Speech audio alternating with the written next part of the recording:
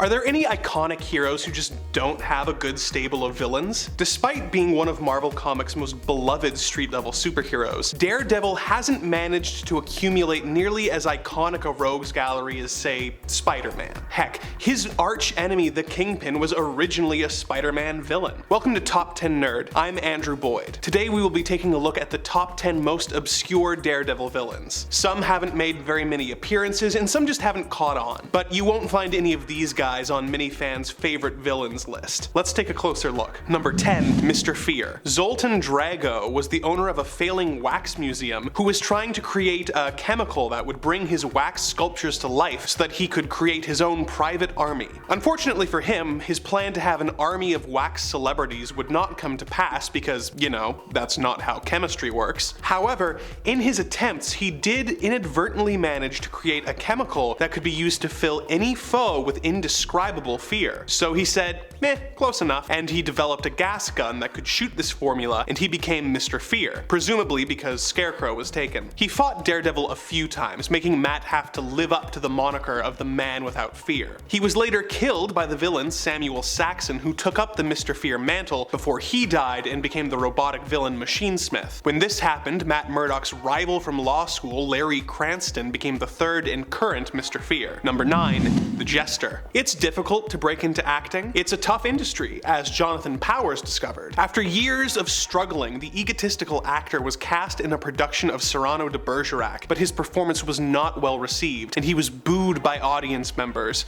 panned by critics, and fired after the show's opening night. After this, he decided to learn as many skills as possible to make himself a more versatile and hireable performer, taking up bodybuilding, gymnastics, and fencing, just to name a few skills. Perhaps due to his mammoth ego, he refused to take any actual acting lessons, and as a result could only find work on a children's show where he was constantly having pies thrown in his face. As all actors do, he eventually went insane, and with the help of the Tinkerer became the supervillain known as the Jester. He has gone on several bizarre crime sprees, such as when he used fake newscasts to convince people that JFK was alive and that the Vietnam War never occurred, which was probably written to be a goofy scheme back in the 70s, but in today's climate is just sad because it would probably work. He has tangled with Daredevil several times over the years, although he did retire for a time after successfully impersonating a famous actor named Benedict LaForge and performing the role of Cyrano on TV in Daredevil number 218. He actually did very well with the part,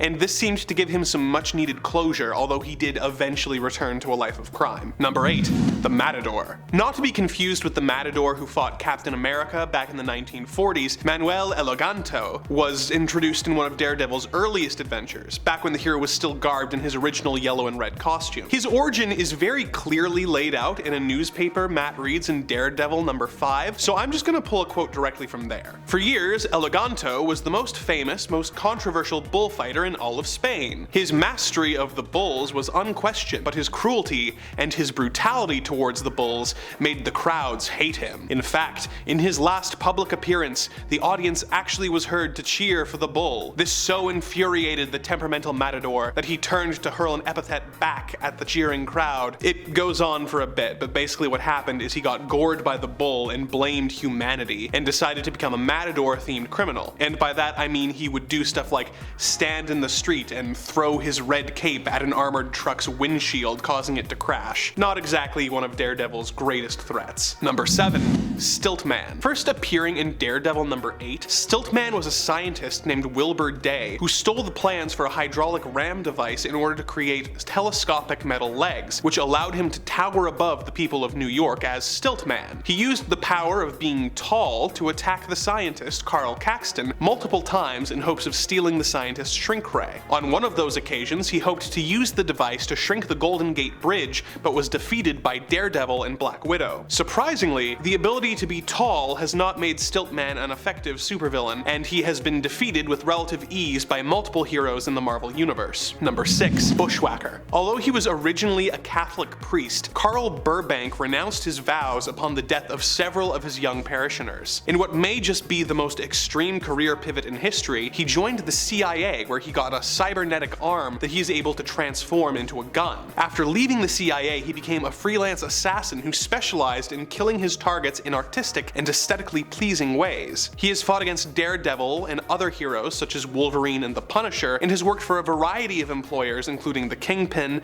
the Hood, and the US Hulk operations. He's been a consistent presence in the Marvel Universe over the years, but is rarely the main villain, usually working as a pawn in a more prolific villain's schemes. Number 5. Ikari. During Mark Waid's excellent run on Daredevil, Bullseye was confined to an iron lung after being defeated by Daredevil. He had Lady Bullseye hire a new threat named Ikari to kill his rival. Bullseye had Ikari experimented on with the same toxic waste that gave Matt his abilities, and had him trained to be just as effective a fighter as Matt. In their first encounter, Ikari lured Matt to a warehouse and confronted him dressed in Batlin Jack Murdoch's old robe and a costume modeled after Matt's original yellow and red number. They fought to a standstill, and Matt tried to negate Ikari's radar sense by turning on the building's sprinkler system, only to learn that although he had radar sense, he was not blind. He could have killed Matt, but he decided to let Matt live in fear of his eventual death at his hands. The two fighters got their rematch when Ikari was hired by the Kingpin to fight Murdoch to the death. Kingpin had Matt's loved ones kidnapped and informed Daredevil that if he won the fight, he would have one of his loved ones executed. Daredevil and Ikari fought for hours until the Shroud intervened and seemingly killed the assassin. The body disappeared soon after, but his severed head was later seen as a trophy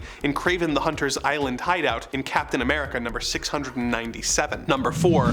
Black Wing. The son of the crime boss Silvermane, Joseph Manfredi learned how to train and control bats to do his bidding. This brought him to the attention of the villain Ringmaster, who offered Joe a position in his circus of crime. Joe accepted and created a very familiar looking suit that gave him limited flight abilities, and he began committing crimes with his trained mutant bats. Because the more obvious name had already been taken, he started calling himself Blackwing. The circus of crime came into conflict with Daredevil, who defeated them, capturing everyone but Blackwing, who managed to escape. He tangled with Daredevil a couple more times and also fought other heroes such as Black Widow, Captain America, and the Falcon before giving up the bat theme and becoming a regular crime boss like his father. Probably for the best, as his decision to straight up dress as Batman was a lawsuit waiting to happen. Number 3. Manbull. Bill Torrens was a common criminal working for the evil android Mr. Klein with his partner, Itch. He was tasked with kidnapping people so they could be used in Klein's experiments. When Daredevil intervened, Bill was forced by his employer to be a test subject. The experiment transformed him into a super-sized bull man named Manbull. Daredevil defeated him and he reverted to his human self, being sent to prison for his crimes. Itch later smuggled him in a revised formula which permanently transformed him into the Manbull and allowed him to escape from prison. He has teamed up with other Daredevil enemies such as the Owl and, ironically, the Matador, and has also fought heroes such as the Hulk and Scarlet Witch, but isn't a particularly well-known Marvel villain. He did, however, recently make the jump to live action when he appeared as a member of the Abominations group therapy session in the She-Hulk TV show. Number 2.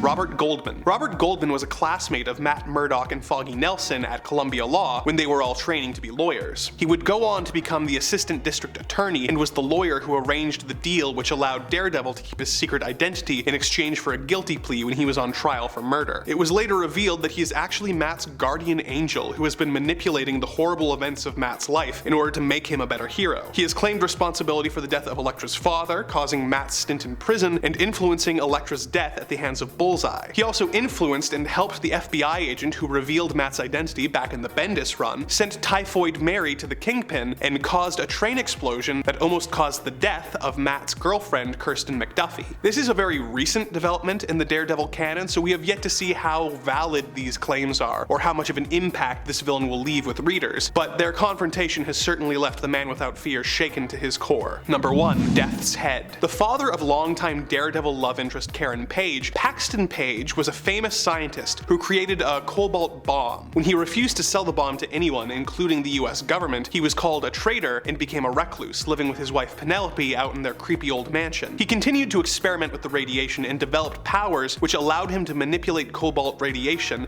being able to form and throw fireballs at his enemies. He was driven mad and began dressing as a figure from Karen's childhood nightmares, wrapping himself in bandages and wearing a skull-like mask. He developed a formula which turned everything but the bones on his horse invisible and began haunting the grounds of his mansion like a Scooby-Doo villain. While fighting Daredevil in his secret laboratory, a vat of molten cobalt tipped over and almost killed his daughter. He regained his senses for a moment and pushed Karen out of the way, getting caught in the spill himself and killed. He was only featured in 2 issues of the comics, Daredevil Volume 1 issues 56 and 57, but given how things ended for his daughter, a story story featuring him returning for revenge on Daredevil could be a lot of fun. Well, that's all for today. Any other of old Hornhead's foes that deserve to be brought out of obscurity? Any other heroes with lame rogues galleries you want us to take a look at? Let us know in the comments below, and remember to like and subscribe for more Top 10 Nerd.